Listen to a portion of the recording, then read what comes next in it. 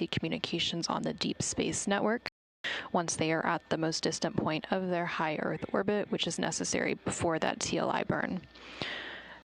And then after that emergency communications checkout is complete, the crew will then resume their sleep period. Again, their sleep period for today was actually split into two parts, about 4 hours for each part of their sleep period in order to complete the perigee raise burn.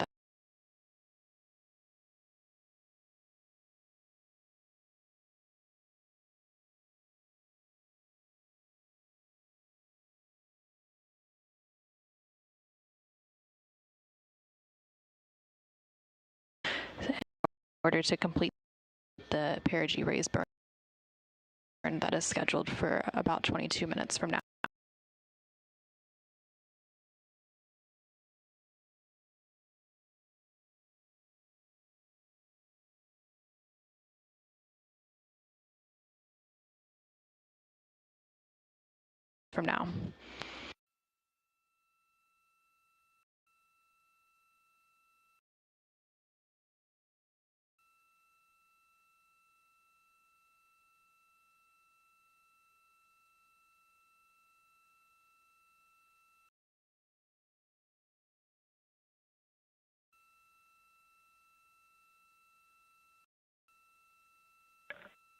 Houston, integrity for burn pad and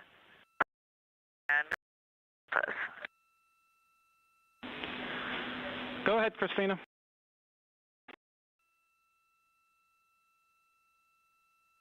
Hey, Mike, two small items. The trim limit on the burn pad is 0.2. On the plan, we see 0.1. And second item, our burn pad has a predicted EI time. Can you verify we can ignore that for now?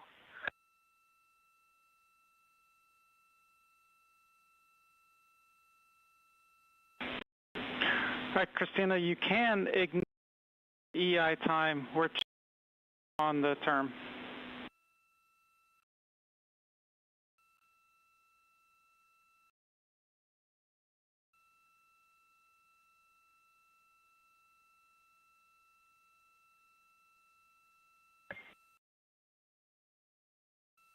Okay, good read back. And with that, our next check with you is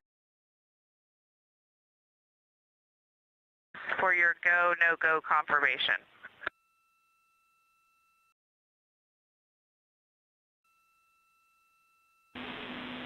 And Christina, Houston is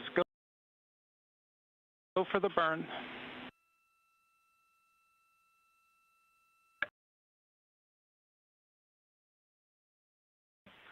Integrity copies.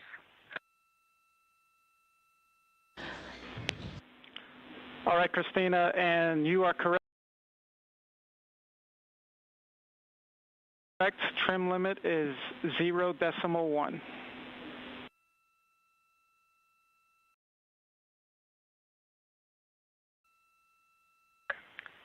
Copy, thank you.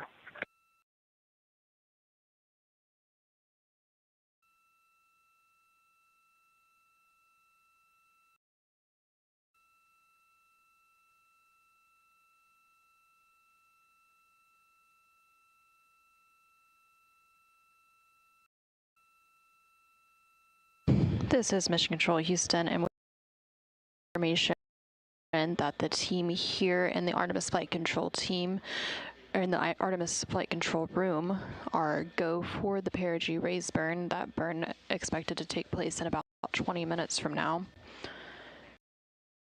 There was some additional discussion between the Capcom or capsule communicator here in Mission Control and NASA astronaut Cristine Koch, currently on board the Orion spacecraft. They were talking about some of the data that is in the burn pad. Again, that is a plan that is uplinked to the crew ahead of any burn to ensure that the crew and the team here on the ground are on the same page about the specifics of that burn. Currently on your screen, you're seeing a look at the Artemis real-time orbit website, or AROW, A-R-O-W. That website is available to the public on nasa.gov throughout the duration of the mission.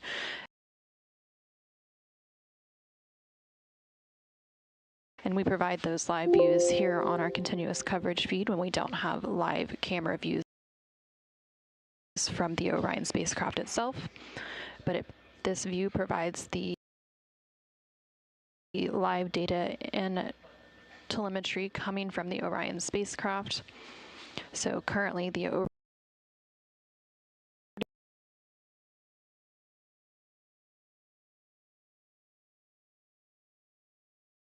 3,000 miles from Earth, and then it has about 223,000 miles to go until it gets to the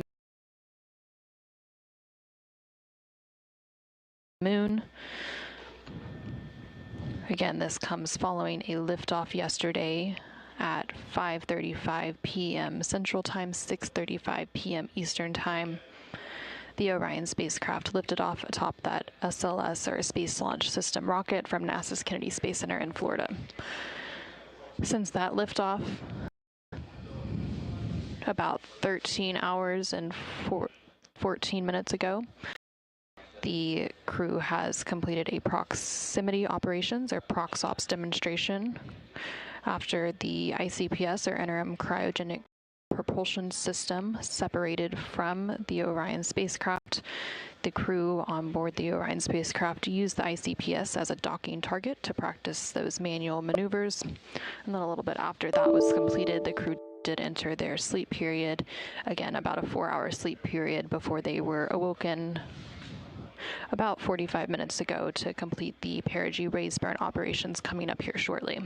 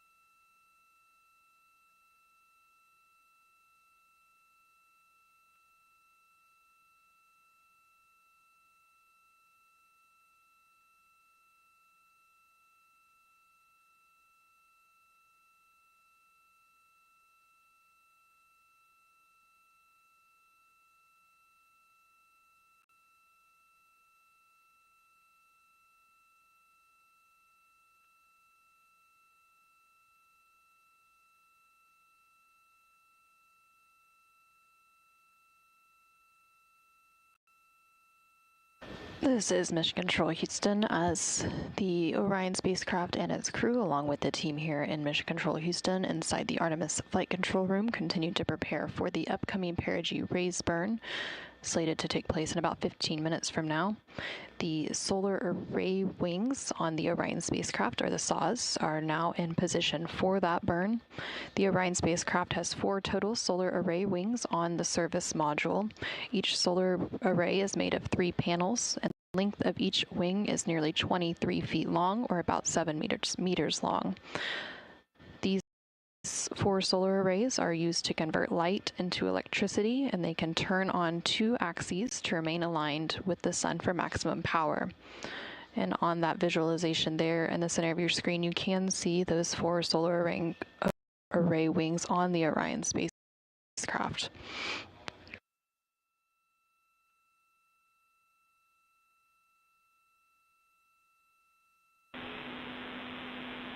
Integrity Houston, the solar arrays are in position for the burn.